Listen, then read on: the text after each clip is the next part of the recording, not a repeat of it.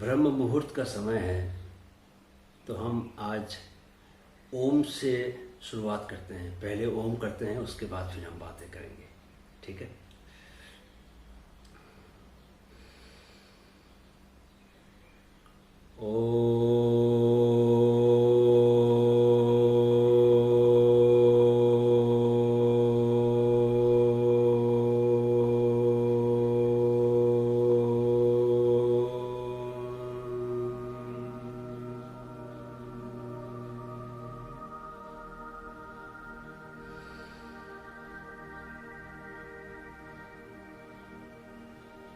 तो आज थोड़ा सा हम अलग तरीके से बातें करेंगे, क्योंकि अनुभूति जन्य बातें मैं करना चाहता हूँ आज आपसे। पिछले दिनों मुझसे किसी ने सवाल पूछा कि सर, आप हमेशा ही बहुत जोश में भरे रहते हैं, हमेशा बड़े खुश रहते हैं, आपकी खुशी का राज क्या है? तो ऐसा तो है नहीं कि मैं आइडियल जीवन जी रहा हूँ, कुछ ना कुछ तो उसमें कमी होगी। तो लेकिन मुझे उसका सवाल बहुत पसंद आया, तो मुझे लगा कि आज आप लोगों से इसी पर बात की जाए कि कैसे आप कैसी भी स्थिति हो उसमें प्रसन्न बने रह सकते हैं। तो मैंने इसका विश्लेषण किया कि वाकई कि ऐसा क्या है कि मैं हमेशा खुश रहता हूँ, हमेशा एक जीवन के प्रति उत्साह से भरा रहता हूँ, हर नई सुबह का बहुत बेसब्री से इंतज़ार करता हूँ कि कब नया दिन हो। तो 3-4 मोटी मोटी बातें जो मुझे समझ में आई वो आज आप लोगों से मैं साझा करना चाहता हूँ। देखो, पहली बात, मेरे जीवन में सबसे खुशी की बात यह है कि मैं जीवन में जैसा जो चीज़ें हैं उसको पूरी तरह से 100% स्वीकार करके चलता हूँ, एक्सेप्ट करके चलता हूँ। मेरे भीतर कोई प्रतिरोध नहीं है, कोई मेरा रेजिस्टेंस नहीं है किसी के प्रति भी, किसी भी सिचुएशन के प्रति कि जीवन में ये नहीं है तो ये फटा होना चाहिए, ऐसा करना चाहिए, ये क्यों नहीं हो रहा मेरे जीवन में, से शिकायत भी नहीं है कुछ। 100% एक्सेप्टेंस है। जैसा वो मेरे पास जीवन आ रहा है वैसा मैं उसको स्वीकार कर रहा हूँ। तो आप, कुछ लोग कहेंगे कि ऐसे तो आप जीवन में विकास करेंगे नहीं, जीवन में प्रोग्रेस करेंगे नहीं, आप आगे बढ़ना चाहते हैं, बहुत सारी आपकी इच्छाएं वो पूरा करना चाहते हैं, तो आप अगर जितना है उससे संतुष्ट हो जाएंगे तो फिर कैसे करेंगे? ये बहुत लोगों के, खासकर युवाओं के मन में बहुत सवाल आता है। तो मैं ये कहना चाहता हूँ कि भाई एक बात बताइए आप, कि जब आप पूरी शक्ति से भरे हों और तब अगर आप दौड़ लगाएं तो ज़्यादा तेज दौड़ेंगे, कि आप आधे थके हुए हों और तब दौड़ लगाएं तो तेज दौड़ेंगे? किस स्थिति में ज़्यादा तेज दौड़ेंगे? ऑब्वियसली तब जबकि आप में पूरी ऊर्जा भरी हुई हो, नहीं? तो जब आप चीज़ों को स्वीकार कर लेते हैं, जब आप चीज़ों को एक्सेप्ट करते हैं, तो आपके भीतर के सारे प्रतिरोध खत्म हो जाते हैं। तो प्रतिरोध में ही सारी आपकी ऊर्जा जाती है असल में, तो वो ऊर्जा जानी बंद हो जाती है, आप फिर पूरी तरह से तरोताज़ा हो जाते हैं। तब आप जीवन की स्थितियों से ज़्यादा बेहतर तरीके से लड़ सकते हैं, उनका सामना कर सकते हैं, उन पर विजय प्राप्त कर सकते हैं, जो चाहते हैं वैसा कर सकते हैं।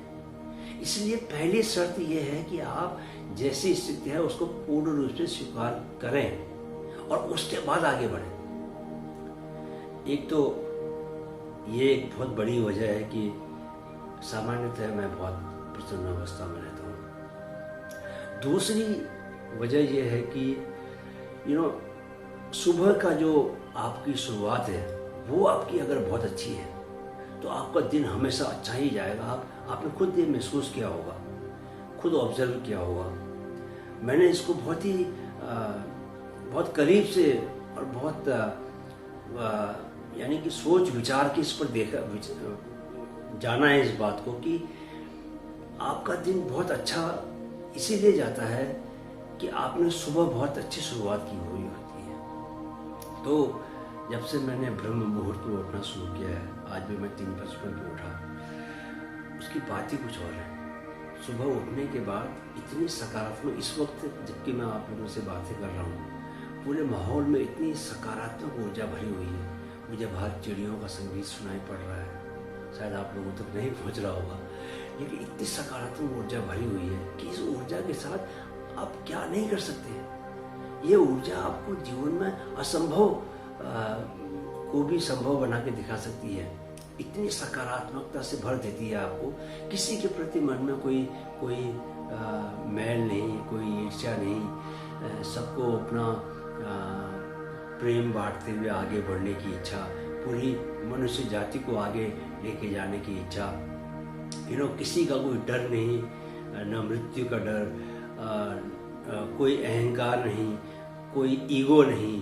तो जब ये सब चीज़ें अपने आप से अगर आप सुबह ब्रह्म मुहूर्त में उठना शुरू करें तो ये आपके साथ घटित होने लग जाती है। इसके लिए कोई विशेष प्रयास नहीं करना पड़ता आपको। तो ये ब्रह्म मुहूर्त में उठना मेरे जीवन में एक बहुत ही वरदान साबित हो रहा है। मुझे लगता है ये जितने भी लोगों ने जीवन को, साधुओं ने, संतों ने, महात्माओं ने जीवन को जाना, जीवन को जज्ब किया और हमको वैसी बातें बताई, चाहे वो वेद और उपनिषदों के जरिए हों, चाहे वो गीता के जरिए हो, चाहे और भी जितने भी ग्रंथ हैं, तो मुझे लगता नहीं कि उनमें से कोई भी ऐसा रहा होगा जो कि ब्रह्म मुहूर्त में नहीं उठता होगा। क्योंकि वो जो ज्ञान है जीवन का, इस ब्रह्मांड का जो ज्ञान है, ये ब्रह्मांड क्यों है, क्या है, इसमें जो रहस्य छिपे हुए हैं, उसका ज्ञान हमें सुबह ब्रह्म मुहूर्त में उठ के ही मिल सकता है, अन्यथा मिल ही नहीं सकता। तो दूसरी वजह यह है। तीसरी वजह यह है कि शरीर से मैं फिट हूँ, यानी कि शरीर का बहुत ख्याल रखता हूँ। आजकल तो मैं योग की शिक्षा ले रहा हूँ, तो योग और व्यायाम करने की वजह से शरीर का तंदुरुस्त रहना बहुत ज़रूरी है। क्योंकि शरीर जब तक आपका अच्छी फीलिंग्स आपको नहीं दे पा रहा, तब तक आप प्रसन्न नहीं रह सकते, तब तक आप that blissfulness will not come to you unless until you are feeling good by your body. Physically, if you are not feeling good, it is not possible for you to have that feeling of blissfulness. बहुत ज़रूरी है। इसलिए इसके लिए तो अगर आप अपने शरीर पर काम नहीं कर रहे हैं तो आप शायद उस तरीके से प्रसन्न रहना न सीख पाएंगे। तो मैं शरीर पर बहुत काम करता हूँ, ये एक तीसरी वजह है। चौथी एक वजह है जो कि मुझे लगता है कि बहुत ज़रूरी है और इसके बिना संभव ही नहीं है कि आप मन की उस शांति को पा सकें, जिस शांति को हम प्रसन्न होना कहते हैं। असल में प्रसन्न होना क्या है, वो मन की शांति है।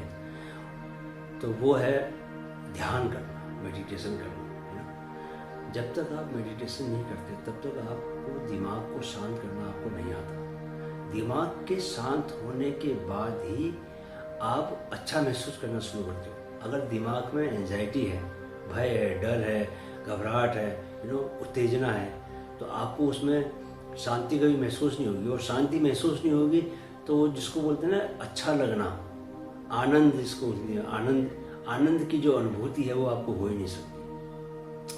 तो ये 4 चीज़ें हैं। 4 चीज़ों पर अगर काम करें, ये मोटी मोटी 4 चीज़ें, इसके बाद हम और अंदर घुसे तो बहुत हमको सूक्ष्म स्तर पर और भी चीज़ें मिलेंगी। लेकिन अगर इतना भी कर पाए कि सबसे पहले क्या किया, सबसे पहली बात क्या है कि जीवन में जो स्थिति है उसको स्वीकार करो और उसके बाद फिर जीवन में वो बदलाव लाओ जो कि आप लाना चाहते हो, सकारात्मक बदलाव। जिन चीज़ों को पाना चाहते हो, जिन लक्ष्यों के पीछे जाना चाहते हो, लक्ष्य, मुझे उम्मीद है कि आपने लक्ष्य जरूर निर्धारित किए होंगे। क्योंकि अगर आपने लक्ष्य निर्धारित नहीं किए तो फिर किसको पाने के पीछे जाओगे। जैसे इन दिनों मैं संगीत सीख रहा हूँ, तो संगीत सीखना एक मेरा लक्ष्य है। कुछ ना कुछ जीवन में लक्ष्य होना चाहिए जिस डायरेक्शन में आपका जीवन बढ़े। आप घर से निकलते हो तो यू मस्ट नो कि आपको जाना कहाँ है। अगर आपको ये मालूम नहीं चले कि जाना कहाँ है तो फिर कहाँ जाओगे, कहाँ, आपकी एनर्जी कहाँ लगेगी। तो इसके लिए सबसे पहला क्या है, एक्सेप्ट करो चीज़ों को, जीवन जैसा है। उसके बाद उसमें लक्ष्य निर्धारित करो कि क्या करना है और जीवन में बदलाव, सकारात्मक बदलाव लाने के लिए अपनी एनर्जी लगाओ। दूसरा, ब्रह्म मुहूर्त में उठो। तीसरा, आपको कुछ ना कुछ योग, व्यायाम, फिजिकल एक्सरसाइज करनी है सो दैट कि फिजिकली आप फिट रहो। वर्कआउट करो, रनिंग करो, और भी जितने भी तरीके हैं, एम ये है कि आप आपकी बॉडी की जो मसल्स हैं वो सब जो है उसमें फ्लेक्सिबिलिटी होनी चाहिए, मजबूत होनी चाहिए, आपका ब्लड सर्कुलेशन बहुत अच्छा होना चाहिए, अंदर आपकी ऑक्सीजन बहुत अच्छी जानी चाहिए। इसके लिए प्राणायाम करना बहुत ज़रूरी है। और चौथा जो है मानसिक शांति, दिमाग को शांत रखना है, तो उसके लिए क्या करना है, ध्यान करना है। मैं तो सुबह ब्रह्म मुहूर्त में उठने के बाद सबसे पहले मैं नहा लेता हूँ, सो दैट कि जितने भी आलस्य है नींद से जागने की वजह से, शरीर में थकान की वजह से, वो चला जाता है। उस दिन ताजगी में आज जब आप मेडिटेशन करते हो तो आपका दिमाग पर उसका प्रभाव ज़्यादा पड़ता है और ज़्यादा गहरी शांति महसूस करते हो। जितना आपके मन में, जितना आपका दिमाग शांत होता जाता है, उतने दिमाग के सोचने की प्रखरता, उतनी प्रज्ञा आपके डेवलप होती जाती है, आपको सुपर आइडियाज आने लगते हैं, तो ये 4 चीज़ें हैं। अगर इन 4 चीज़ों का भी अगर आप पालन शुरू करें तो आपके जीवन में आप 15-20 दिन में ही बहुत सारे सकारात्मक बदलाव देखेंगे। राइट, आज इतना ही। एक ओम के उच्चारण के साथ हम आज की बात खत्म